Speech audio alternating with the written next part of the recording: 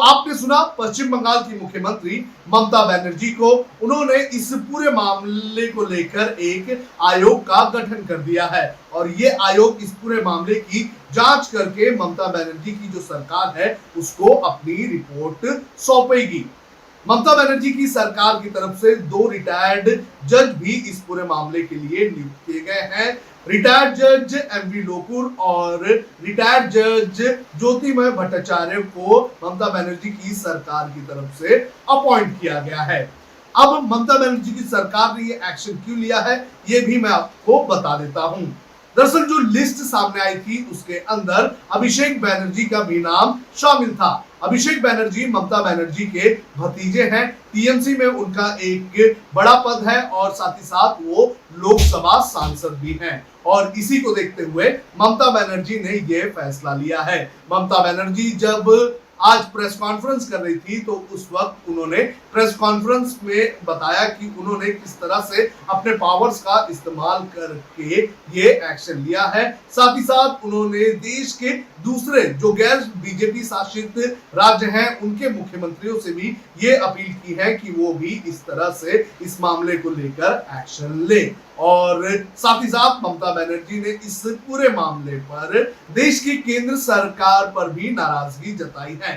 ममता बनर्जी ने यह कहा कि उन्हें उम्मीद थी कि इस पूरे मामले को लेकर केंद्र सरकार कोई भी एक्शन लेगी, लेकिन केंद्र सरकार ने जब एक्शन नहीं लिया तब जाकर ममता बनर्जी को एक्शन लेना पड़ा। तो इस तरह से ममता बनर्जी इस पूरे मामले पर मोदी सरकार को एक तरफ से घेरती हुई नजर आ रही है। दूसरी तरफ बात करें ममता बनर्जी की तो ममता बनर्जी आज दिल्ली पहुंच रही हैं और दिल्ली पहुंचने के बाद वो विपक्ष के कई सारे नेताओं के साथ मुलाकात भी करेंगी। हालांकि प्रधानमंत्री नरेंद्र मोदी के साथ भी उनकी मुलाकात होने वाली है।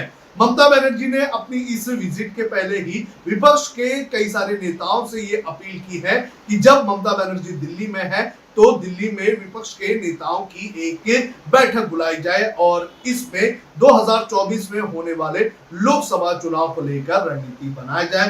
ममता बनर्जी लगातार ये कहती आ रही है कि 2024 में होने वाले लोकसभा चुनाव को देखते हुए विपक्ष को एकजुट हो जाना चाहिए और एकजुट होकर ही बीजेपी और मोदी सरकार को चुनौती दी जा सकती है।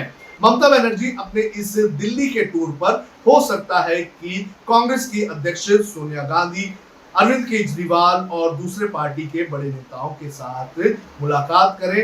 देखना यह भी जरूरी है कि ममता बनर्जी जो इस वक्त खुद को प्रधानमंत्री पद के दावेदार की उम्मीदवार बनाने की कोशिश में लगी हुई है वो अपनी इस कोशिश में कितनी कामयाब होती है। आपको बता दें कि पश्चिम बंगाल में जिस तरह से ममता बनर्जी ने चुनाव जीता है, जिस तरह से मोदी और अमित शाह की जोड़ी को ममता बनर्जी ने हराया है, उसके बाद से ही ममता बनर्जी लगातार केंद्र की राजनीति में एक्टिव होती हुई नजर आ रही है और ममता बनर्जी लगातार कई सारे मुद्दों को लेकर केंद्र सरकार को घेर रही है। इतना ही नहीं, ममता बनर्जी केंद्र सरकार पर पलटवार करने का भी कोई भी मौका नहीं छोड़ रही है। ममता बनर्जी दिल्ली पहुंच रही है और दिल्ली पहुंचकर और कौन कौन से नए समीकरण बनेंगे ये देखना जरूरी है। देखना ये जरूरी है कि ममता बनर्जी सरकार की तरफ से पेगासस मामले को लेकर जांच तो शुरू कर दी गई है। अब दूसरे राज्य